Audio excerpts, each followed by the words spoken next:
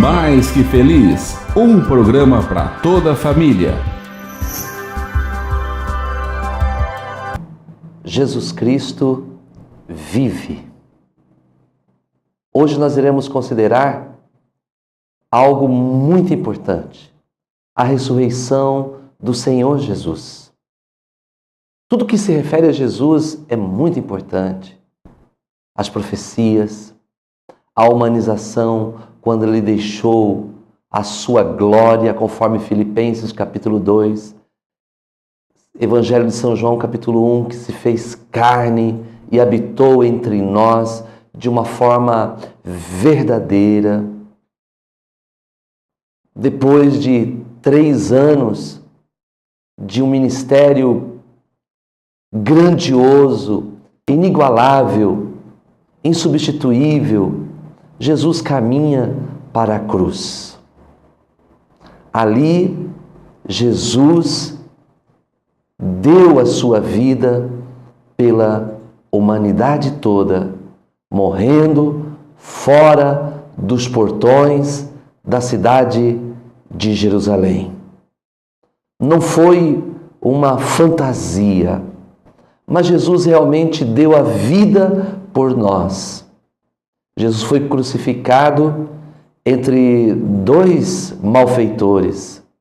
E os soldados romanos vieram e quebraram as pernas de seus companheiros de crucificação. No entanto, quando chegaram perto de Jesus, eles reconheceram a sua morte. Realmente ele morreu e de uma forma triunfante gritou: está consumado. Esse grito de Jesus percorre o tempo, os séculos e até hoje continua transformando vidas para a eternidade. E como se não bastasse eles reconhecerem que ele estava morto, um soldado perfurou com uma lança, de onde saiu água e sangue. Quando alguém morre, conforme os estudiosos afirmam, o sangue coagula e há uma separação entre a estrutura do sangue e a água.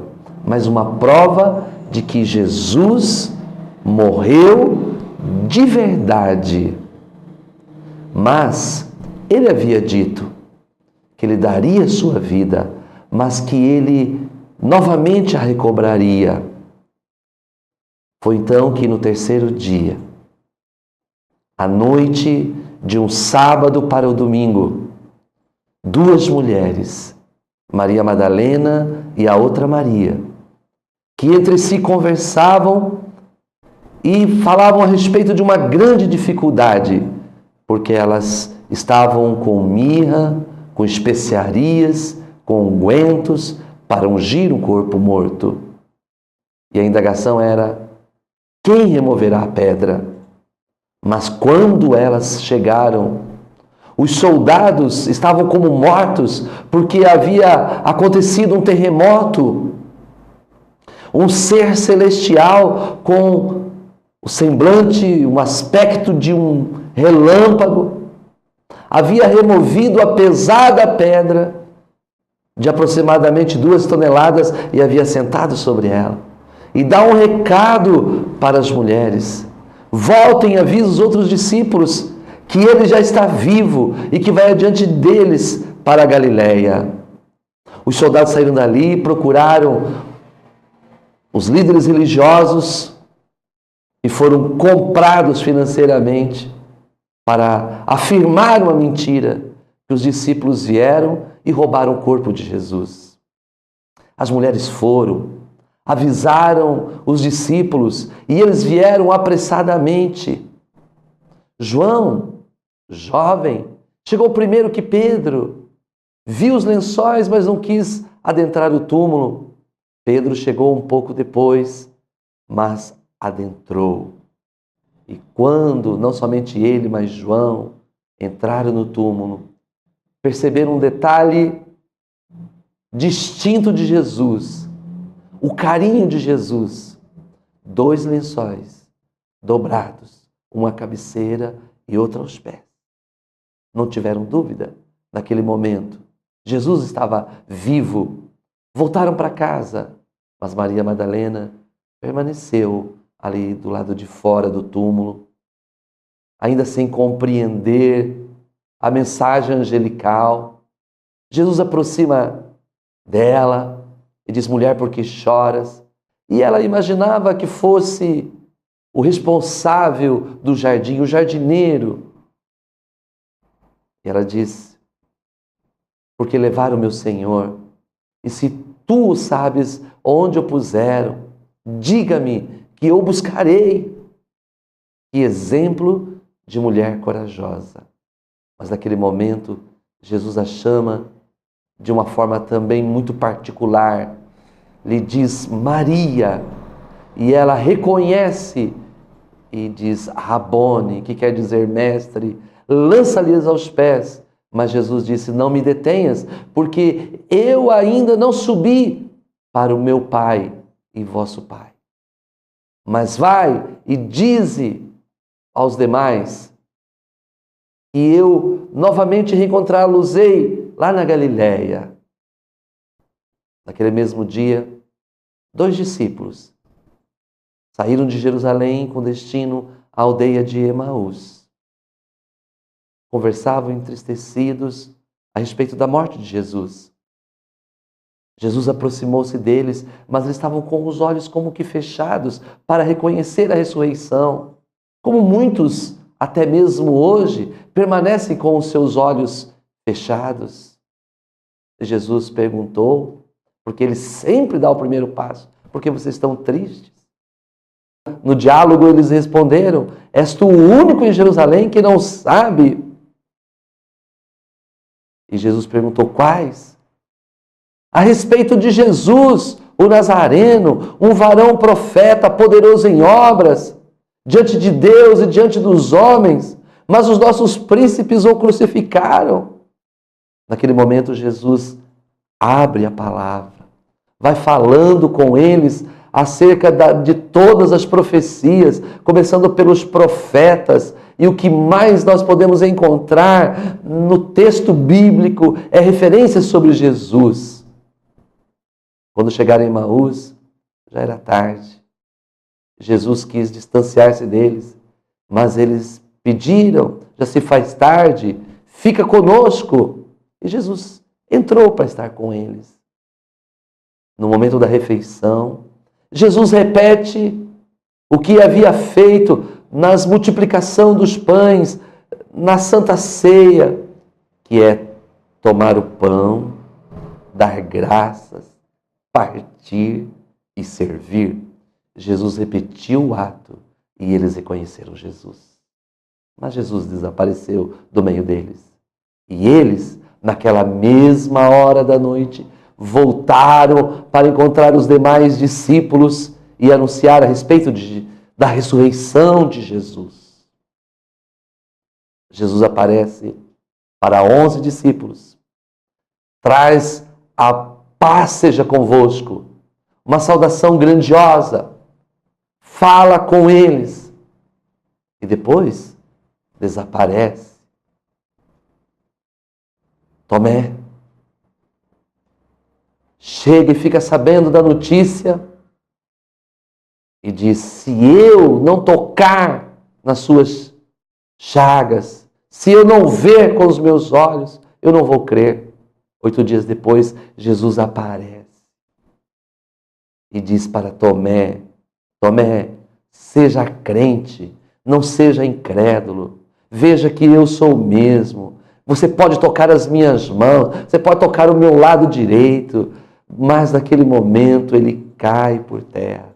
Adora Jesus como Rei meu e Deus meu. Jesus era Rei e Deus de Tomé, e naquele momento ele o adora desta forma e reconhece que Jesus não estava mais morto, mas estava vivo.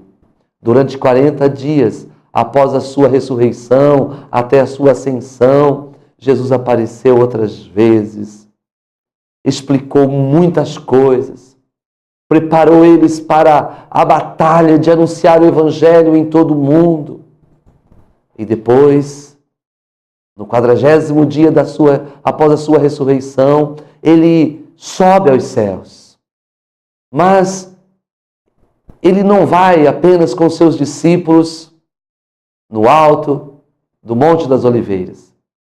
Paulo, ao escrever 1 Coríntios, no capítulo 15, ele diz que Jesus estava diante de aproximadamente 500 pessoas. Então a ressurreição de Jesus não foi uma alucinação. Isso poderia ter acontecido com uma pessoa, com duas, ou quem sabe até com 10 ou 12 discípulos, mas com 500 pessoas, a céu aberto. É uma tarefa impossível.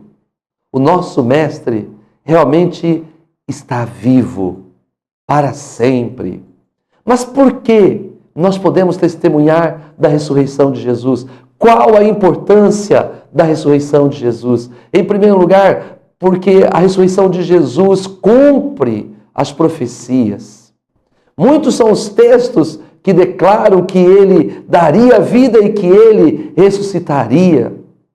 No capítulo 53 de Isaías, onde anuncia a morte dele, que ele daria sua morte, daria sua vida para perdoar os pecados, para resgatar a pessoa de uma forma completa. No final desse mesmo capítulo diz que ele, após a sua doação na morte, ele veria o seu trabalho, ele ficaria feliz, ele repartiria os despojos com os poderosos. No Salmo 16, versículo 9 e 10, podemos ler: Alegra-se, pois, o meu coração, e o meu espírito exulta, até o meu corpo repousará seguro, pois não deixará a minha alma na morte, e nem permitirá que o teu santo veja corrupção. Realmente Jesus ressuscitou, o corpo dele não foi decomposto na sepultura. Mas a ressurreição também autentica a santidade com que Jesus viveu. Por um homem entrou o pecado no mundo. Em consequência do pecado, a morte. Veio Jesus, não se rendeu ao pecado, passou por todas as provações e morreu na cruz. E ao ressuscitar, ele venceu a morte. Mas a morte de Jesus é importante para nós porque autentica a santidade, derrota a morte e está contido no sacramento do batismo. Batismo é uma semeadura da morte, do sepultamento e da ressurreição de Jesus. A Santa Ceia também anuncia a morte e a ressurreição de Jesus. A morte, porque o pão é partido, representando que a carne de Cristo foi rasgada pelos pregos, pelos cravos. O vinho representa o sangue derramado. Mas Paulo também, ao escrever aos Coríntios, disse: todas as vezes que comerdes este pão e beberdes este cálice, anunciais a morte do Senhor até que Ele venha.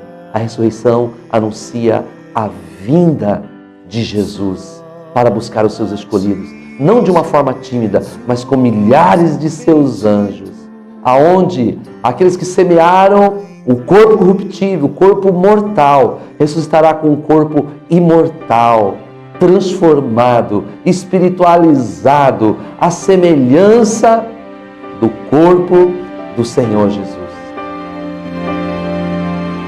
Tudo a ti, Jesus, consagro.